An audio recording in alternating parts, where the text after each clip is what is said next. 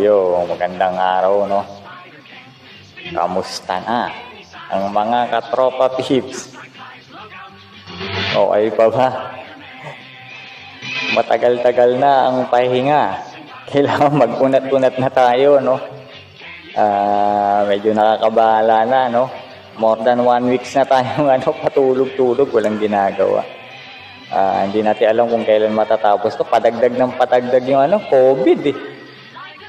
More than 600 na.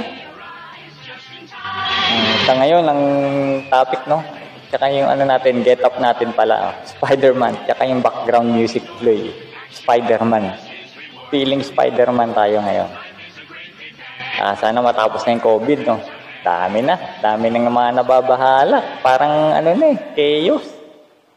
Nagki-chaos na eh. Dahil yung iba, gutom na. O hindi na alam kung saan uhugot ng pera yung pangkain. Ito yung topic natin ngayon. Flex lang uli, no? Sa mga yung sapatos. Dahil mayroon pa uling mga nag-i-inquire. Kasi ibang model naman ng sapatos. Gustong makita yung kung okay ba yung OEM shoes o hindi. Yun nga, katulad ng binabanggit ko, nasa decision nyo yan, no? Papakita ko lang, kayo bahala mag-decide kung magugustuhan nyo yung OEM shoes o hindi. Pero syempre, the best pa rin yung original. Kung bibili kayo ng original, yun pa rin yung best advice na maibibigay ko sa inyo. Ito yung unang yung sapatos, no? Actually, matagal na to eh. Kobe, NXT 360. Medyo matagal na tong sapatos na to. Nga lang, mabibili mo na lang siya ng mura. Lalo na yung sa mga fake. Madalas nakikita mo na to. Ito siya, oh. Yan.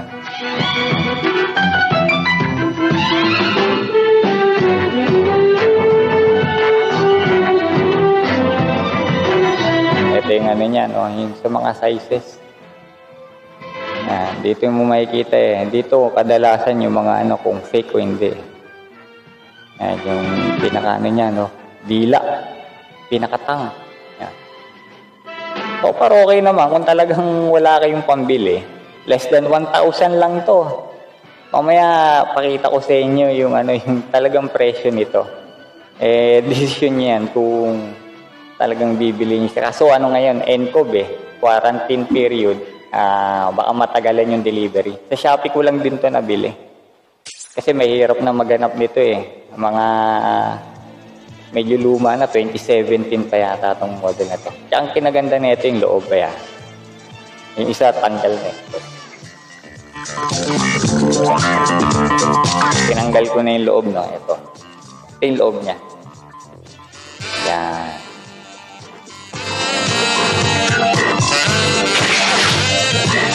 Yan, nilagyan ko uli nito, no, pampalambot para mas komportable. Kasi rubber to eh. Medyo masakit sa paa eh, para sa akin Yung paa ko kasi medyo maselan, mas sensitive, madaling magkakalyo. Basta ganito mga rubber, madali kong kalyuin. Kaya nilalagyan ko nito, rubber, para pampa-smooth sa sa pinakapaa natin. Pag tinanggal mo yan, ito, di ba? Ito na siya. Yan, napi-flex mo. Yan. Kasi mamaya, testing natin kung nag-i-spike, no? Yun yung kadalasan tanong sa akin. Kasi ito yung isa, tinatanong nga kung okay siya o hindi. Yan.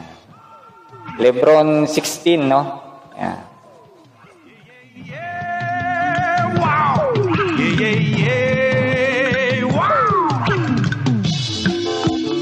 Ano, maganda rin yung loob. Spider-Man. Ito yung size niya. Kung titingnan nyo yung size yan, nandito. Actually, do not expect nyo yung nito, no?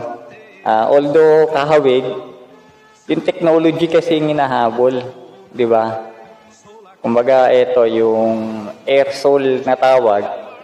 Hindi naman talaga ganung air sole yan. Kumbaga parang design lang siya. Pang talaga, pang low budget. Siyempre kung original, mahal talaga to.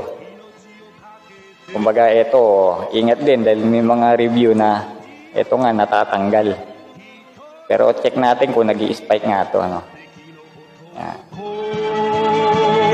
Ito naman kanan.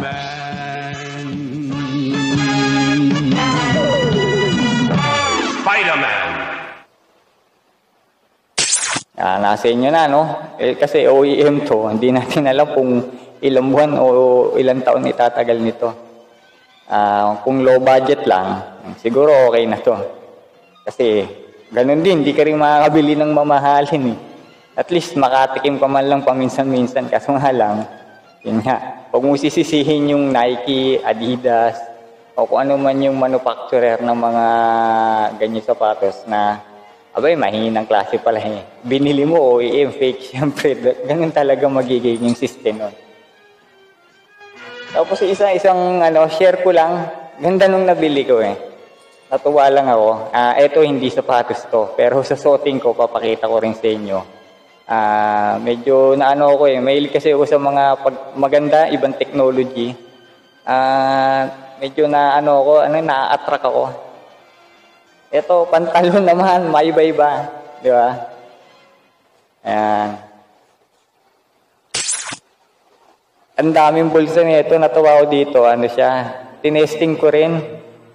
Talagang waterproof. Hindi ko nga alam kung paano nalalaban to eh. hindi tinatablan ng tubig pero nalalaban. Baka siguro napapagpag lang niya. Ang tawag dito? Tactical pants. Nabibili siya sa Shopee ng less than 1,000, mga around 950 yata. Ang daming bulsa, oh. Tingnan nyo, may bulsa.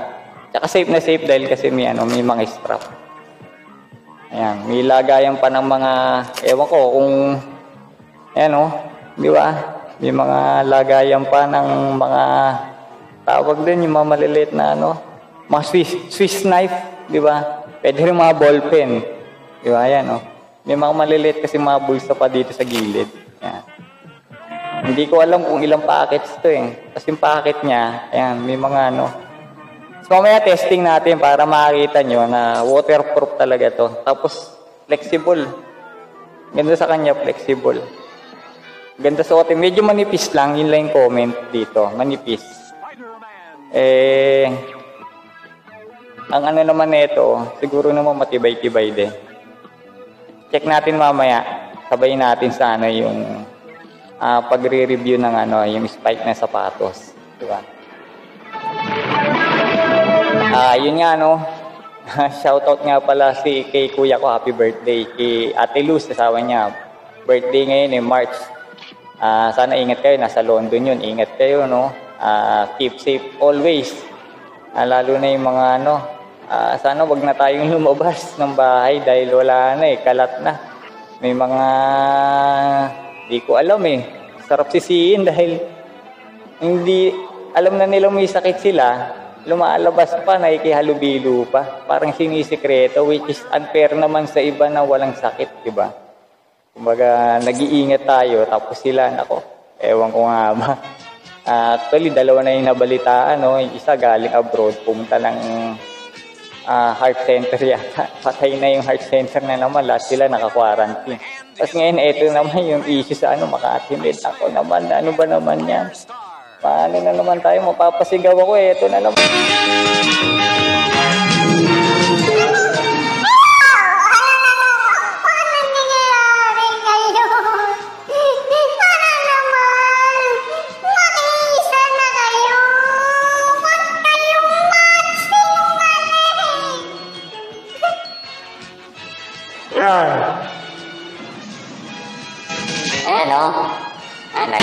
Nag-iiba-iba tuloy boses ko. Hindi ko alam kung magagalit ako, maiiyak Di ba? Ito, sige, next na natin. Yung review ng sapatos. Boom!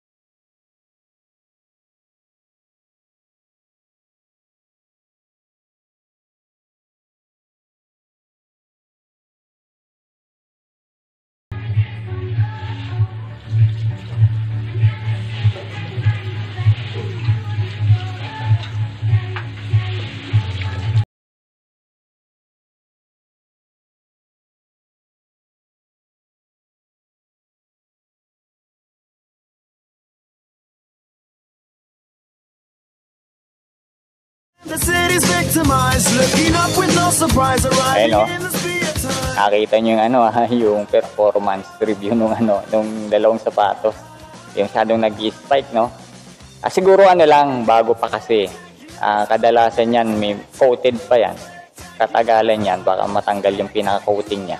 Yun, tsaka siya tutunog. Hindi natin alam. Kasi alam mo naman, OEM, fake. May mga limitation yan. Yun lang. Siguro, siguro hanggang doon na lang, no? May maganda namang review na yung tactical pants. Kung interested ka, nasa Shopee lang naman yan. Naka-flex naman dyan sa, sa video ko, yung presyo ng yung Kobe AD. Kung interesado bili kayo. Wala namang sa inyo pipigil. Kung gusto nyo talaga yung isang bagay. Diba? Yun. Shout out kay Kuya Rod ko, kay Ate Luz, happy birthday. Tsaka yung mga kamag-anak ko sa kapatid ko sa Gatchalian, si Ate Marivic, si Ona, Ashrin, at tsaka si EG, ingat kayo dyan. Mahilig mag-gitara yung isa, si EG, minsan jamming tayo.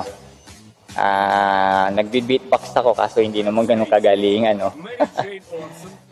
Sige, hanggang dito na lang, no? Susunod na vlog uli. Siguro yung susunod ko, si One Punch Man, may bagong issue. Sige, pag-usapan natin mamaya yan. Si Spider-Man, yung Spider-Man kasi neto, power neto, yung Spider-Web. Kailangan natin mas malakas kasi Spider-Web. Baka hindi ma-capture yung virus. Pero muli tayo ng power kay Saitama. Lagyan natin ng magandang echo para pagsigaw, no? Ayan, 1, 2, 3. 1, 2!